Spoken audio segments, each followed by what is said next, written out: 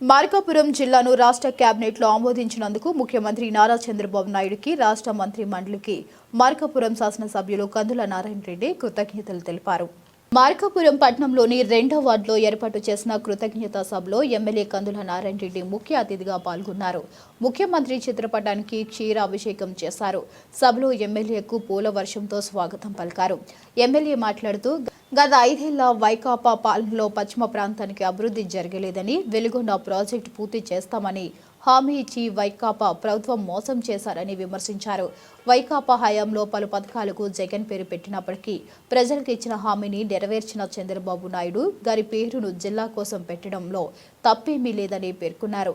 మార్కాపురం జిల్లా ప్రకటనతో పశ్చిమ ప్రాంత ప్రజల్లో సంబరాలు, ఉత్సాహం నెలకొన్నాయి. త్వరలో చంద్రన్న మార్కాపురం జిల్లాను అభివృద్ధి పదంలో నడిపిస్తామని ఎమ్మెల్యే తెలిపారు. వెలుగొండ ప్రాజెక్టును పూర్తి చేసి పశ్చిమ ప్రకాశాన్ని సస్యశ్యామలం చేస్తామని, ఎన్నికల హామీలను కట్టుబడి నెరవేరుస్తామని స్పష్టం చేశారు. తెలుగుదేశం పార్టీ నాయకులు, ఎన్డీఏ కూటమి నాయకులు, కార్యకర్తలు, ముఖ్యంగా మహిళలు పెద్ద సంఖ్యలో పాల్గొన్నారు. ఆ చంద్రబాబు గారి పుణ్యమాని ఈ రోజు మన మార్కాపురం జిల్లా అయింది.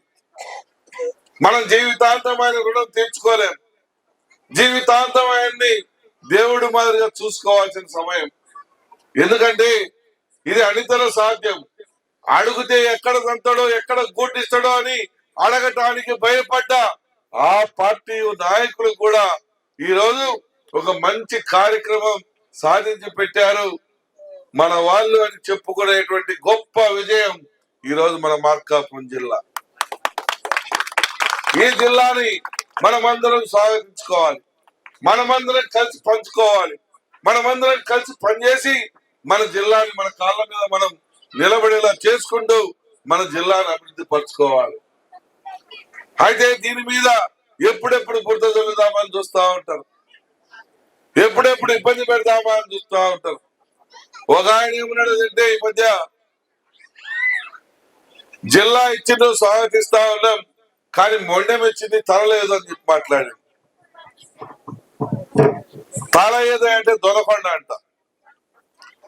ఇంకొక ఆయన ఏం మాట్లాడాడు, జిల్లా ఇచ్చారు స్వాగతిస్తా ఉన్నాం, కానీ బతికున్న ఆయన పేరు ఎట్ట పెడుతున్నాడు, చచ్చిపోయిన వాళ్ళ పేర్లు కదా పెట్టాల్సిందే అన్నారు. మరి ఏమనాలో, మనకి వాళ్ళ నోటికి ఏమొస్తాయో, ఎందుకు ఆ రకంగా వస్తాయో, ఎందుకు ఆ రకంగా మాట్లాడుతా ఉన్నారో నాకైతే అర్థం కావటం. మనమందరం చంద్రబాబు గారి ఇంటికి మార్కాపురం వచ్చినప్పుడు పోయామా? అందరం వెళ్ళాం కదా. అందరం మీ అందరి సమక్షాన మీ తరఫున నేను మాట్లాడాను కదా. ఏం చెప్పాను? సార్ మీరు మాకు జిల్లా ఇవ్వండి, మా ప్రజల ఆక్రందనని అర్థం చేసుకోండి, మా యువత ఉపాధిని దృష్టిలో పెట్టుకుని మా యువత కోసం మార్కాపురం జిల్లా చేయండి సార్, మీ పేరు పెట్టుకుంటామని చెప్పి